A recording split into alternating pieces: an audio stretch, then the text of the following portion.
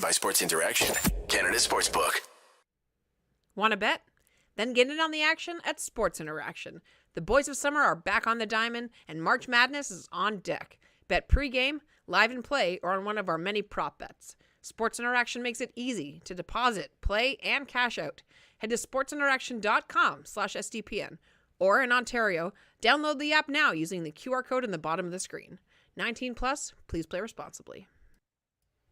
Welcome back, Leafs fans, to Game Over Toronto. Happy Saturday after a dominant second period by the Maple Leafs, coming out on top over the Edmonton Oilers 7-4 in a Saturday night clash of the Titans, including several fisticuffs between both sides of the teams, including a beautiful Matthews hit on Connor McDavid, including what could possibly be Mitch Marner's best goal of the entire season. Leafs fans, welcome back of his whole career.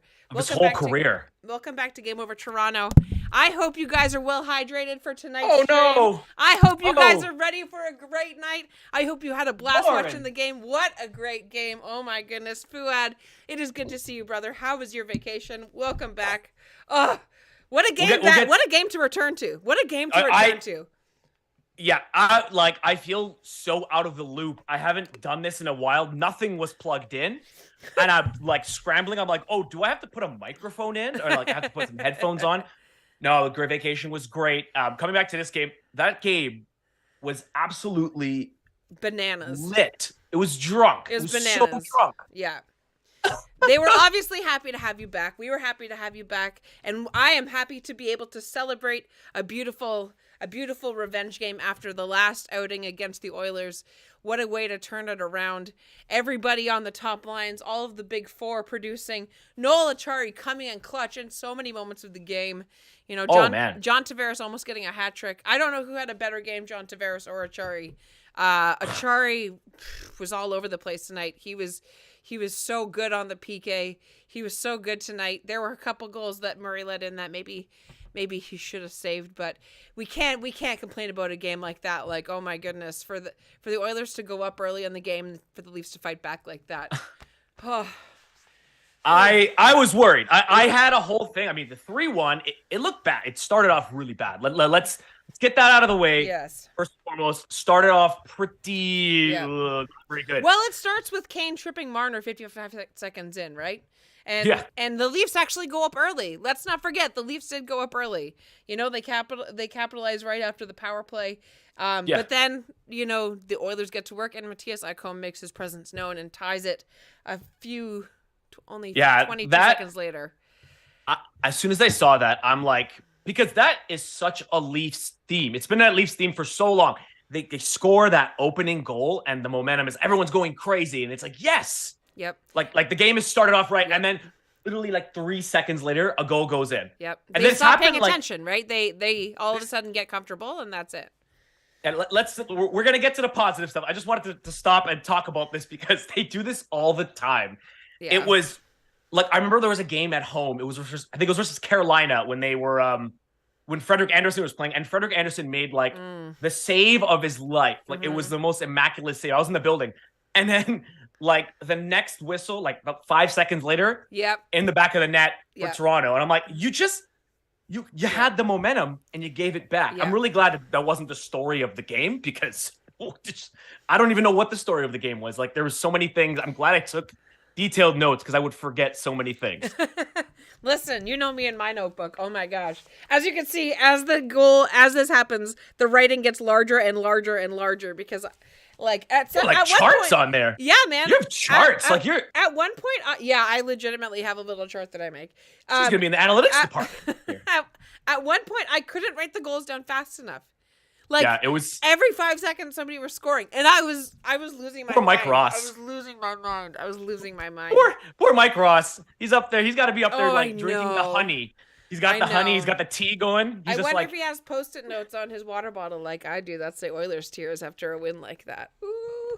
You know what's funny about with Mike? The funny thing about Mike Ross is like sometimes the Leafs will score a big goal and he doesn't have a chance to announce the goal, and then the Leafs do the Leafs thing and the tying goal goes in. So the jubilation of the goal being Maple Leafs goal scored by number and it's completely tamped out by Edmonton goal scored by number 77. Yeah, like I know. It's yeah. I actually, you know who I always think about, because I talked to him about it last time we had him on the stream, was Tic Tac Tomar, because we were talking about because he does GIFs on Twitter, right? And sometimes he literally can't even clip them fast enough, and he like gets upset. But he's like a machine gun. Yeah, absolutely. Like, he's crazy. And like you said, the Leafs fall 2-1 after the first period, and I was nervous. And actually, my wife Mika was sitting right beside me. She was like, "Babe, there's like 40 minutes left. They'll be fine." And I'm like, "Okay, but like last time we played against the Oilers, it didn't matter." But then you know. Mika, has Mika watched the Leafs? Like I'm nervous when there's like a 4-goal lead. Like after that Detroit game last year. Yeah, when it was like 6-1, the Leafs were leading or something, and it was. I remember I was at my birthday party, and it was like I was drunk and I wasn't paying attention, and then I look up and I'm like, it's like 6-5. Like, so that's what like. Well, then oh my god! I thought that was the game. It all happened so quickly, right? Like Nylander hits the post, but then 97 gets out of the box and gets a goal to put the Oilers up 3-1 with just under 3 minutes gone in the second period, and it's automatically like, oh no, please not another one like this. But then after that, it just gets crazy. Like the Marner goal. Someone in the chat made a good point. Where is it? Where is his thing? Oh my goodness! Let me see. What a beauty from Mitch. Yes. Oh, Nubbles. Marner's goal changed the momentum of the game big time. 100%. 100%. And what a goal. He had what, 4 primary assists tonight? Like just a ridiculous night for him. Oh my gosh. Like what a goal. What a goal. Oh, I can't watch it. Like I can't watch it enough times from enough angles. It was just. This season is what the doctor ordered for Mitch Marner, like in this city. Yeah. Because this was a guy that was like painfully close to being shuttled out of town. Like people, like fans were done with him after that contract and after like the playoff flameouts. Yeah. Like the contract dispute rather. And like, well, and then he didn't score in the playoffs for forever, right? And people were freaking out. And to see this guy now, like, he's like, that's the thing that we're seeing about this core. They're all maturing. Like Mitch Marner is a man now. He's not like Mitchie the kid who like eats Skittles and like and is really hyper. No, like he still plays lots of COD, but he's a man now. He's a grown up now. He's adulting now. That's what he's doing. Yeah. And to see that going, like to see from the beginning of the season and all these times where there's so much acrimony, to see like he is now the best player on the team. Like I have to say he's obviously been better than Matthews this season. Yeah. I think he's the most talented player on this team right now. Well, and William Nylander, every season it seems like he just gets better and better. And this season has been Willie's best of his career by a landslide. Like he was so good tonight, and he's insane. Every one of the big guys gets a goal tonight, right? And I don't know, I didn't have a Chari getting a 2-goal night on my bingo card, but I'm pleased that happened, right? Like Marner gets that big goal to pull them up just behind one, and then Willie ties it up like less than 2 minutes later. Yeah. And he, just does his one hand stick salute, and it was like. Also, we're talking about that insane goal by Mitch Marner because it's gonna. I mean, first of all, it's gonna be on highlights everywhere. Like that's got to be. Yeah. Like you're gonna be seeing that plays of the year. You're gonna be seeing that like every like different top 10 with the Merrick Malik goal with the top 10. It might be one of the best plays of the year for sure. Like, the Leafs, No, like in the league, like that goal. Oh yeah, just that whole play. Like you think so? So many of the goals that the Leafs got tonight were coming off, especially the ones when they started to swing the momentum back in their favor. As soon as Marner got that one goal back, and they realized that they were getting so much momentum off of really hard forechecking and pressuring the Oilers in their own zone, getting in the way of passes. Like the Marner goal was. It should be on Dangits and on hat picks because he's just in the perfect position and he gets a stick in the lane, and then all of a sudden it's 1v goalie, 4 feet in front of the net, and he just turns Stuart Skinner into like a milkshake. Like he just spins him around. He did the Siakam swirl. I know. He did the Siakam swirl. And it was It was just it changed the whole momentum of the game, and it becomes a shooting gallery after that. Willie ties it up. Johnny gets another one, like less than a minute, 10 seconds later, and then and then John gets a second one before the end of the period. Like, it's what we saw earlier in the season when the Leafs were just second period killers, right? Like, for the whole middle section of the season, for the most part, the Leafs were the best team in the league in the second period in terms of how many goals they were scoring for versus against. It was the start on time thing. We always made the Babcock joke to each other. Hey, start on time every single time, right? So yeah, absolutely. And they were getting back to that. They got away from that like more recently after the All-Star break, but tonight for that second period to be played out the way it was, like, I love the way that they came back. They battled back, even though they were down 3-1 against an Oilers team that has been playing really well lately, right? Like, Stuart Skinner has been like a 927 in his last 4 games. And I'm a little bit sad that we didn't see Jack Campbell tonight, but they scored as if it was Jack Campbell in goal tonight. Like, it was just they did. Game. I mean, could you imagine if Jack? I was thinking like over under how many more goals would be against if Jack Campbell was in net. I hate saying that because I feel bad for the guy, but I mean, I guess you can't feel too bad. I mean, he secured the bag. He left. He did. I'm just kidding. Well, he secured the bag for his family. He was underpaid, undervalued his whole career. He got a great contract. I'm just glad we're not the ones paying it. Honestly, though, I don't know if this is a hot take, but if Kyle Dubas had signed that contract, Kyle Dubas would have been fired by now. I honestly think he would have been canned. I think it would have depended. I think we can't speculate on that. Let's not think about that. Let's instead talk about the fact that even though Murray let in a couple of goals that he probably should have saved, right? Like the Kane wraparound, we're all thinking that he should have saved. Even the Draisaitl shot, like, even though Draisaitl was in that same spot all night and was getting shots off from the faceoff dot like crazy, but it's Murray gets a pad on it and it just barely squeaks in. And, maybe it's just, rust that keeps him from getting his skate all the way to the post. But even though they let 4 goals in, they managed to come out above the Oilers, and just chicken soup for the Leaf fan soul tonight, especially with the way that road trip went. Chicken soup. I see what you did there. Was that on purpose? No. No. Oh, it was a Freudian slip. I see. Yeah. Chicken soup. Yeah, chicken soup. Everybody loves chicken soup. Come on. Chicken soup for the soup. Yeah. Yeah, and lost in the shuffle, like with Mitch Marner. To get back to Mitch Marner, like, okay, that goal is going to be on every highlight film in perpetuity, but I would hope so. I think it was the second goal to Nylander where he stole the puck and just turned around. Like, he showed, like, this guy's one of the most dynamite offensive players in the league, and he's one of the best defensive forwards in the league too. Like, it's actually unbelievable how much this guy's game has grown, and he is on a god mode right now. He's on another tier. Absolutely, and even though he gets that terrible call against him with just over 4 minutes to go at the end of the game, the call that shouldn't have been, and he's one of the best guys on the penalty kill, right? And for the Leafs to be able to kill that off and not give the Oilers any more momentum, or to let them get within 1 or 2 at the end of the game, is huge, because the Oilers, all it takes is one of them getting one more goal. Like, if McDavid gets a second goal, like, the game is done and dusted, because all it takes is a little bit of momentum. I remember there was a story, I can't remember who the Oilers were playing against, but they famously, what happened was the Oilers, like, they were down by 3 or 4. They hadn't scored one, and then Draisaitl got one and skated across the other bench and went, "Don't worry, we're coming."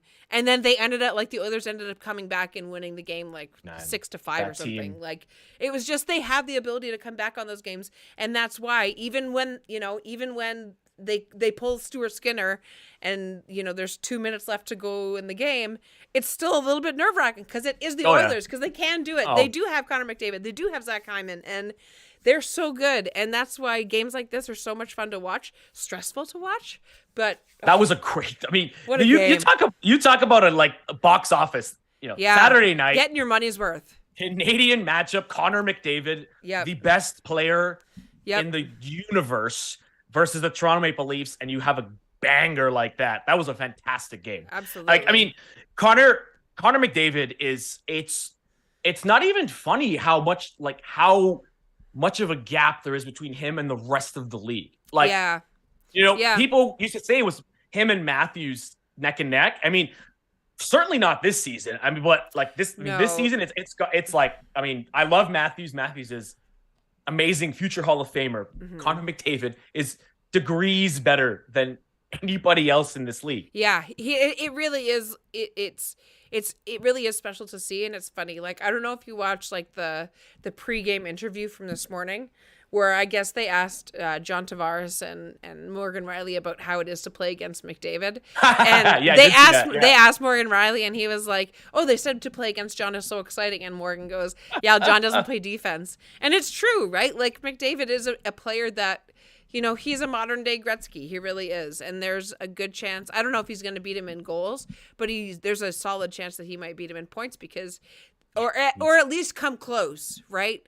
Like, I don't know if he'll beat him in points, but he's just so special to watch. And anybody that says that they wouldn't trade their best player to have McDavid on their team is lying, because he's just next tier. And the way the Oilers have been playing this year, which is not something to snuff their nose at, right? Like, there's a good chance they could still win the whole Western Conference.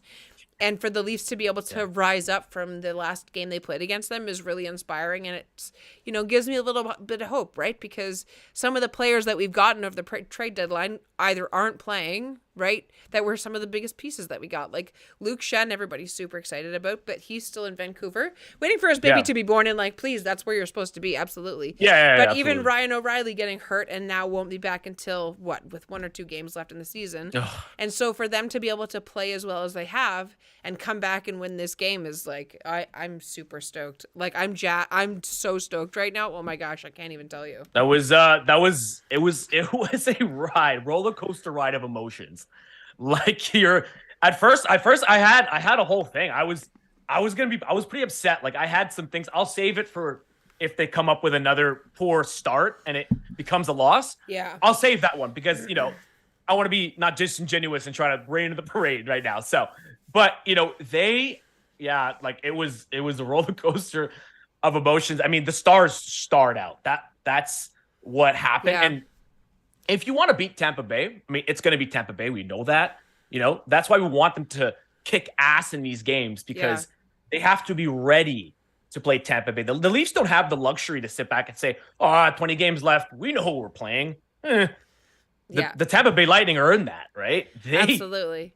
They were on the top of the mountain countless times. So to have the Leafs come in and just lay the smackdown right after a bad start. Absolutely. Yeah, you can't say anything bad about that. I will say, though, about Connor McDavid, you know, if the Leafs get knocked out, that's wood. The desk is wood. No, they're not going to get knocked out. But if they get knocked out, to me, I would want the Oilers to win the cup. Like I would be my team, because we always pick a team. Oh, right? I would never wish something like that.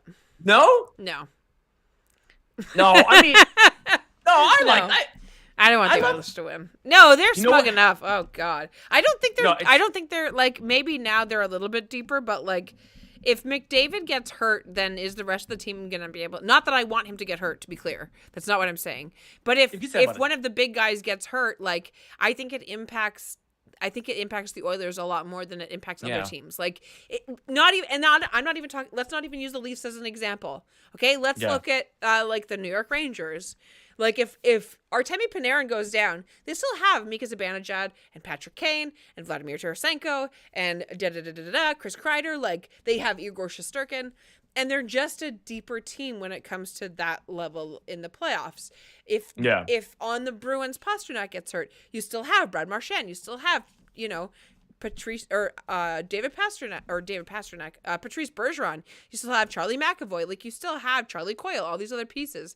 And the Oilers have gotten a little bit better about that lately, but, you know, if you take McDavid away, you know, listen, don't get me wrong, Zach Hyman has more points this year than he ever had as a Leaf. Fair dinkum, that's a fair call. Surprising amount of points. Zach Hyman. Or he plays with McDavid. I would have 100 points if I played with Connor McDavid.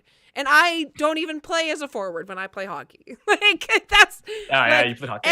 Anybody that plays with McDavid is going to get that many points because he's just ridiculous.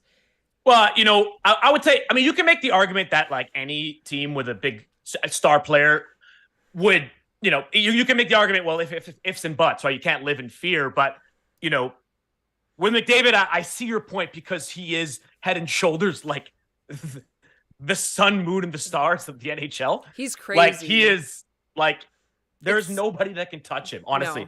No. But I see your point because they're vulnerable because he is the team. You're kind of arguing like, yeah, like he is the what they all revolve around. He's kind of like making them all look good. Like, don't get me wrong, Draisaitl is still like one of the best players in the league. I am not saying that that's not true, or that Zach Hyman isn't great, or that Ryan Nugent-Hopkins isn't great, or that Darnell Nurse isn't a great great hockey player either.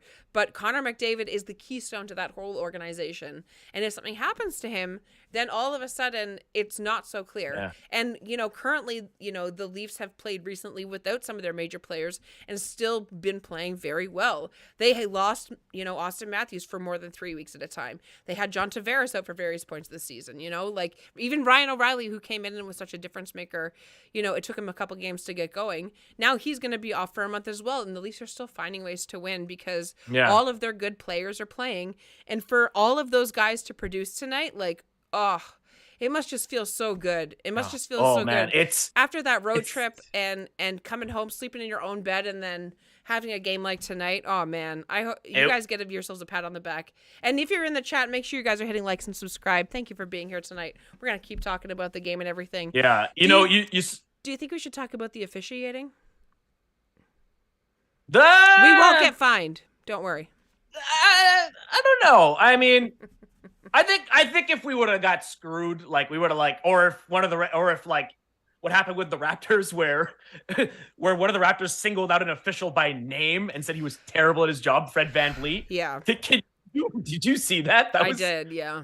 And he got fined only $30,000. Like, he bought donuts for the team. That's what he did for that.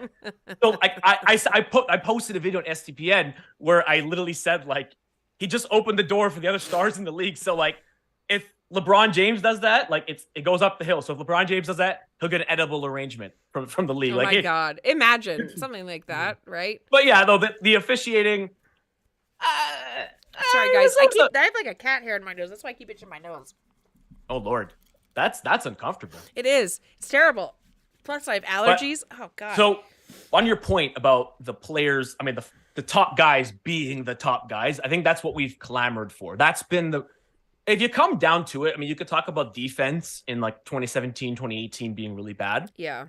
But if in these playoff series, any of these first round series, if all of those guys played to their top level, they would have won every one of those series. Yeah. And that's I'm been confident saying that because the hard part has been getting all of these top guys going at the same time. Like, one of them has now, obviously, John getting hurt a couple years ago is a little bit of a wrench in that statistic. But the hard thing in the playoffs has been everybody playing this well at the same time, right? Not even as a forward, but playing the defensive side of it. They haven't been this committed to defense and playing this solid in a while. So, I'll tell you, like, I mean, with Tampa Bay, obviously we know, like, it's been ad nauseum talked about because it's beginning of the season, first 10 days of the season, the matchup is set. Okay. Mm-hmm. So all that's up for grabs is the home ice. But you see, with Tampa Bay, you're not going to beat them on defense. Like, if you look at their decor, next to our decor, if it's going to be a goaltending matchup, like, it's not forget the same as it's been, though. Like, well, I'm trying to say it. Yeah. I mean, like, if all the guys show up, they can beat Tampa's forward group. That's including Ryan O'Reilly now. So you got like a Fab Five basically. And then, they can beat Tampa Bay's forwards. You ever heard the Fab Five? That was a famous. I'm sorry. Fab Five. I'm sorry. No, I love your reference. I just heard good. Of it. I'm glad you like my reference. But yeah, no, like, they have to all show up because if it's a goaltending matchup. Yeah. Yeah, I mean, you're not going to Vasilevsky versus Samsonov. I love Samsonov, but if it's a defensive matchup, a 2-1 game, if it's a 2-1 game, I don't like. You would right now you would still put Murray in the net over Samsonov. No. I know. I'm going Samsonov. Okay. Yeah, that's what I Oh. mean. Like, I think come playoff time, Samsonov has played well enough Yeah. that he's at least earned a shot at having the net for the playoffs. Like, he's been so good. And don't get me wrong, Matt Murray played fine tonight, and there was a couple of goals that he saved that were just unbelievable. That glove save that he had on Warren Foegele was just like, whoo, it was very nice. But I felt a little more nervous than maybe I would have if Sammy lets them in. Like, I find that I'm not as nervous if Samsonov lets a couple in as when Murray does. Like, Murray doesn't seem to only let in like 2 and then really lock it down. It seems like he lets in 2 and then maybe squeaks a 3rd and 4th one by a little bit. What do you think? Yeah, he does. I like, just by the eye test. I mean, you can see that. Like, at the beginning of the season when Murray was healthy, or I guess he wasn't healthy at the beginning of the season, but in the middle of the season, I guess, when he was finally healthy, we actually like, I actually like thought about it. I'm like, oh, this is kind of 50-50 here. Mm-hmm. Samsonov, I think, has stolen the net back. And normally you don't lose your spot because of injury. That's kind of a rule in sports. But when someone is often injured, I think I think that rule can be lifted. Right? Yeah, absolutely. Like, he's also, if there are people watching in the chat that are going to just sit there and troll, there is a Game Over Edmonton that is streaming that maybe more of your flavor. Tonight. Hey, Avery's fantastic. Go watch this after you watch us. Absolutely, because if you don't want to listen to some spicy Leaf fans dwell in their glee over beating you, I understand, because I wouldn't like it either. So please go give Avery and Game Over Edmonton some love. But if you are a Leafs fan like me, who is jacked about the Leafs kicking Edmonton's booty in the second period, welcome to Game Over. We are happy to have you here. My goodness. Yes, it's been great. I'm so happy to be back. I'm so glad it was a great game for you to be back to, man. Like, I was really nervous. I was really nervous, brother. I was nervous. I was out of the loop. I mean, when you're on vacation, like, and you're when you go to Europe, when you go to the continent, you're not like, I don't engage with the sports teams because, like, I'm not gonna wake up at 6 a.m. on my vacation. So yeah. But it's so funny, like, all the updates that came in about the trade deadline and everything going on. Like, so the cruise ships, they don't automatically have Wi-Fi. You have to buy it, and it costs more than the cruise ship. Yeah, it costs more than the tickets. Right. So you wait, whatever. We have fun. You put your phones away, screw them. So I wake up, and when you reach the port, you can turn on roaming. And I swear, the SDPN chat was. I had never seen the WhatsApp go. It was like, yeah, there's an earthquake on the WhatsApp. Yeah. And because we had the Game Over, the trade deadline stream, right? Which the trade deadline was a banger. If you have not watched some of the content that the SDPN and I have been a part of a couple of these streams, please go check them out on our channel after this stream tonight, because we have the International Women's Day video from Wednesday. We have the trade deadline from last Friday. It was a great time. And it's been a busy couple of weeks, man. What a time to go on vacation. I know, honestly. I mean, it was a timing thing, but dude, I don't think Justin Fisher slept for like 72 hours. He was our new social media man, and Robert, like, you guys like knocked it out of the park. I was watching it and I was like, first of all, the updates were insane. I'm like, I looked and I'm like, I'm literally eating breakfast and I'm like, Chikrin, Ottawa. And then the Sandin trade caught me off guard. I didn't even know. I didn't even think he was on the block.